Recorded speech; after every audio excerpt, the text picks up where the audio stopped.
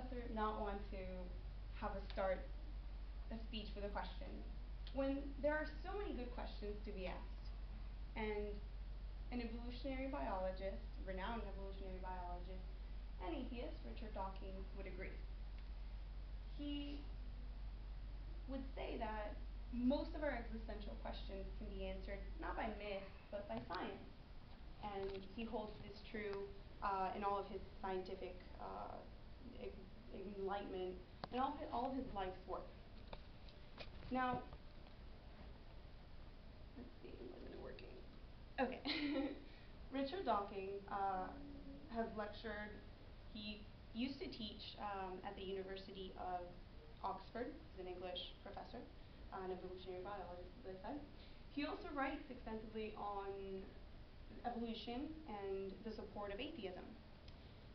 He also has a foundation, the Richard Dawkins Foundation for Reason and Science, that promotes scientific knowledge in schools and just to the general public, really. Now, Richard Dawkins was actually educated in Oxford.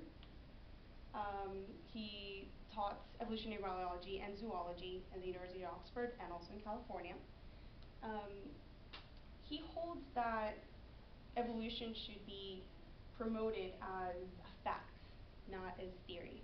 Because see, in layman's terms, a theory is conjecture. Many people think it's like, oh, well, it's a theory, so it's probably just a good guess by scientists. But no, because a theory in science is comprised of a set of facts, observations, empirical data that makes it a fact. So the fact of evolution is what he's trying to convey to the audience. And incidentally, he's coming to speak here at NSU next Thursday.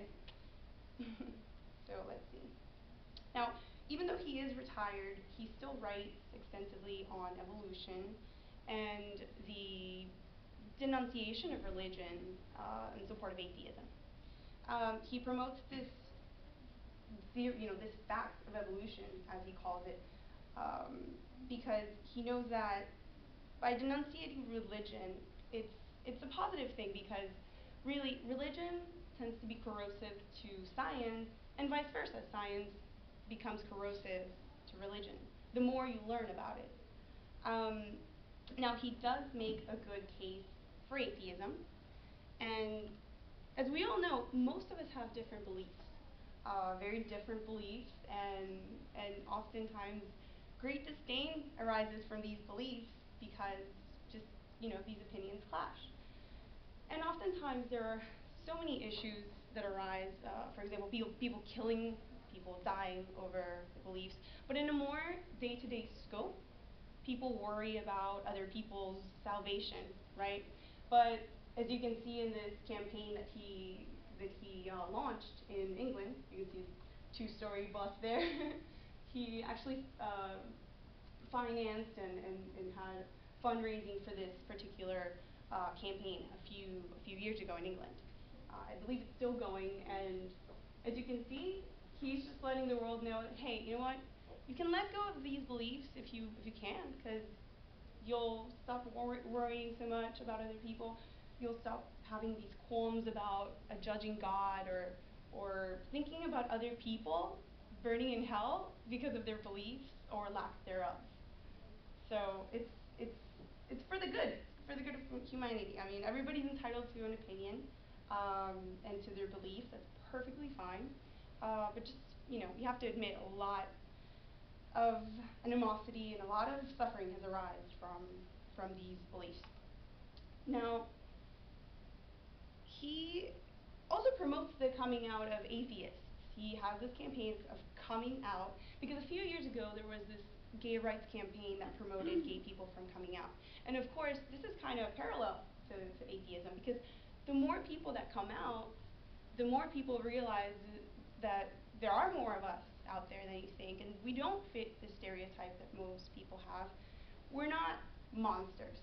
And that takes me to his foundation, the Richard Dawkins Foundation for Reason and Science. It promotes scientific knowledge in schools, for example, to the general public. He has a website, and he promotes literature, books, and just lectures to promote evolution, to promote the actual learning of evolution, because oftentimes there's so many politicians and school officials that want to push this fundamentalist agenda and really just indoctrinate children into thinking these creationist thoughts. And unfortunately, I mean, you know, no, of course, I'm not going to say nothing against it, but it's just wrong to teach kids that, for example, in a young Earth ideology, to teach kids that the Earth is a few thousand years old.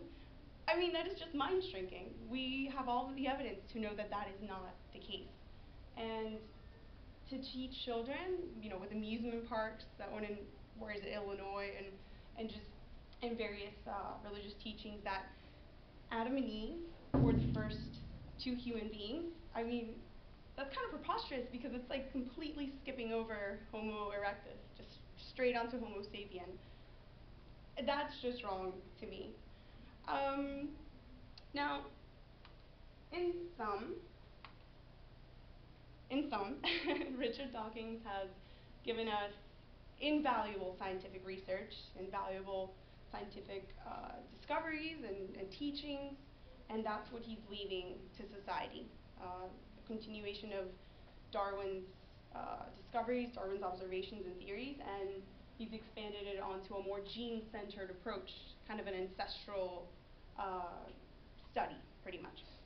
Now, he also supports atheism, but for the good of the world, and he has this charitable foundation as well that promotes scientific knowledge. I mean, regardless of what you believe, scientific knowledge is important in our world. I mean, education is especially in the United States, is at a state of crisis, you know, from the lower levels of education, and quite frankly, if science were more pronounced and underlined in the curriculum, I think we would have a better human capital in the future. Despite of what your beliefs are, just science is awesome. And let's see. I'm going to go ahead and brag and say that I had the great, great honor of being selected as a group of people that will get to meet him this Thursday during lunchtime, and we'll actually get to shake his hand. I'm going to get some of my books signed, and it's an amazing honor. This was part of the honors program, and it's just like a handful of people. Now, I really encourage all of you, if you can, to attend his lecture that night, 7 to 8:30, as you can see. And my hopes are that you're intrigued, at least. If not with atheism, then with at least evolution and scientific discovery, scientific insight, and the pursuit of happiness through science, because after all, that answers all of our existential questions, and it's the most important part of life. Thank you very much.